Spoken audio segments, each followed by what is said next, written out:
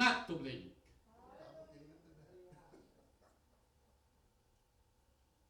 In 1 Peter chapter 3 verse 1.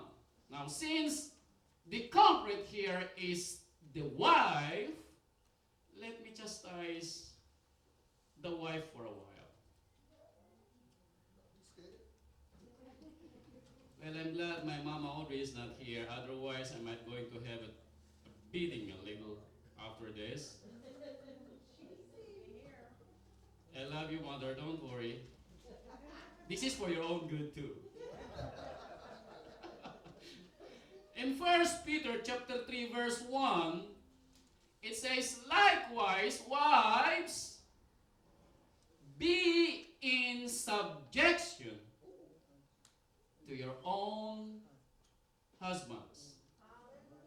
Pause. Now, who's Peter talking to? Now listen, wives. Peter is talking to the believers who are afraid of Father Yah. Now, read between those lines, wife. Those here listening to the word of Kippa are those men who are the men of Father Yah. And it says that if any obey not the word, you see, they also may without the word be won by the conversation of the wives. So if the man is not in sync with Father Yah, then maybe the wife can save the day. And likewise, he said in verse 7, don't be comfortable, man. When I hit, I will hit twice. The man and the woman. In verse 7 it says, likewise, you, husband, dwell with them according to knowledge, giving honor unto the wife, as unto what? The weaker vessel. So I told you a while ago, the blame and the buck stops on you. And as being heirs together of the grace of life, that your prayers be not hindered. Which means always you and your wife should always be in one accord. You cannot pray one and then the other one is talking something else. There's no way our Father will listen to that kind of prayer. In Genesis chapter 25 verse 28, we are done with Sarah for now. Now let's go to Isaac, the son of Abram. In Genesis chapter 25 verse 28, now here comes the problem in treating your children, my dear parents. He said, and Isaac loved Esau because he did eat of his venison. But Rebekah loved Jacob. Now, is there a problem in there? Division in the house. One loved the other, and the other loved the other one. Parents,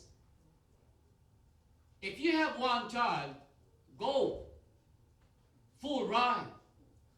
But you have 2 or 3, whatever you do in the first, be sure you do it up to the last. Because at the end of the day, you are going to put divisions between your children. You are building a wall that at the end of the day, you create chaos in your house. And because of this reason, it says, in verse 41 of chapter 27, Genesis 27:41. So, you see, when it is wrong in the beginning, at the end of the day, what we did will haunt us and pay for what it is transpired. And Esau, what? Hated. Now, if you say the word hated, it is a strong rottenness, anger. 27:41. Esau hated Jacob because of the blessings. Now, know this. Isaac and Rebekah knows what is written for these two already. Because when Rebekah had this child on her belly, the promise is done already. It was given to them already. They know it. So whether Rebekah do something or not, or Jacob do something or not, or Isaac do something or not, the promise is written. It is written already that the older will serve the younger, irregardless of what happens. But since because of the love one with the other, now they created divisions between these two. And one hated the other. Up to this day. It is written that the hatred they had way back their time were inherited by their sibling, by their children. Up to this day.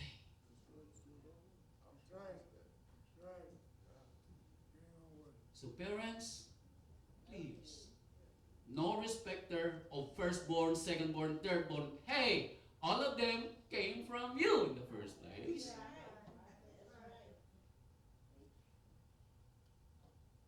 I have one son and I have two daughters. What I do with my son, I cannot do to my daughters, but doesn't mean I am respecting. No, I'm not. There are some things that boys are boys, girls are girls. But again, as I've said, don't love more the other and love less the other. Okay, I did not say the word here. Love less. Alright? Next, in Genesis 26 verse 34. Now here comes another story. Now, you know, when our children grow old, or say a little bit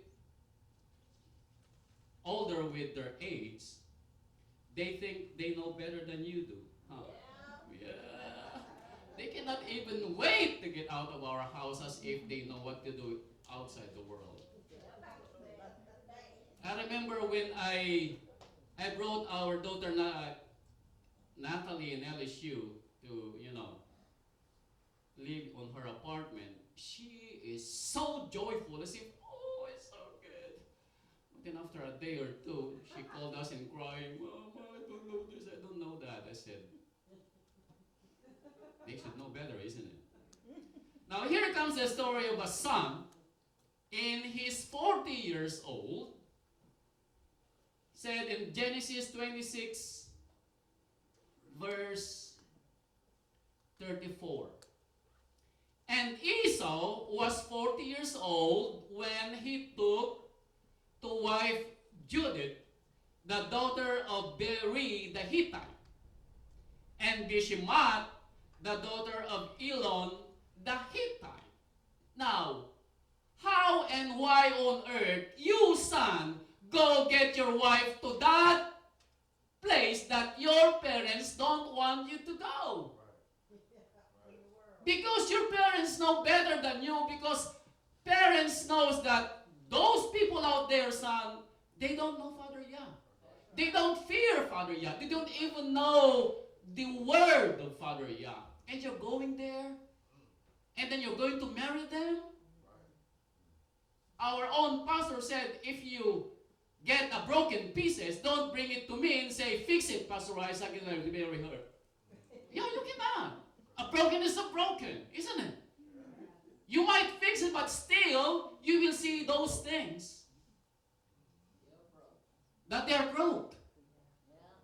And because of what Esau did, because, he is 40, in verse 35 it said, which were a grief of mine unto whom? Unto his father and his mother. Son, you just brought chaos into the house. And isn't it that if you have a son and your son married a woman, that woman is your daughter? But since that woman that Esau took is not in accordance to what they want, do you think they're going to have peace if they are in one place in the house? No, cannot. They might not going to call you, hey dad, hey mom, you might call you, hey Mr. Isaac, or hey Miss Rebecca. I said, what? Not dad, not mom. You see, children, be careful what you ask for. Because if you marry somebody out there who don't know Father Yah at all, you bring damnation to yourself. You are in trouble.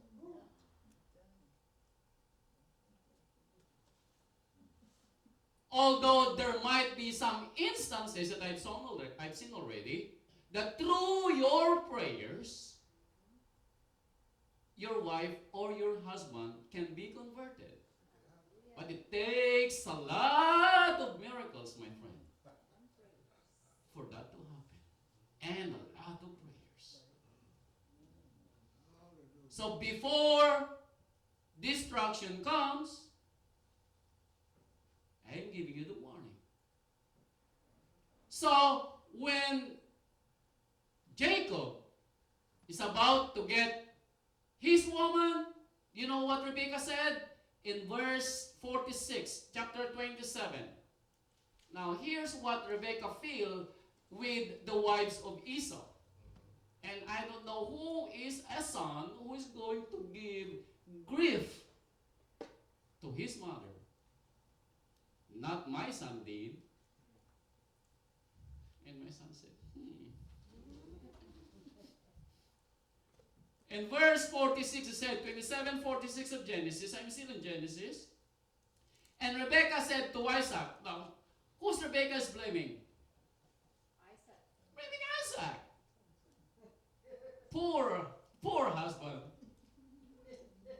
And Rebekah said to Isaac, I am weary of my life. Now, can you imagine the wife of Esau wearying Rebekah? So what life is going to have? Now, no peace at all. It says, because of the daughters of Het. Again, these are her daughter-in-laws.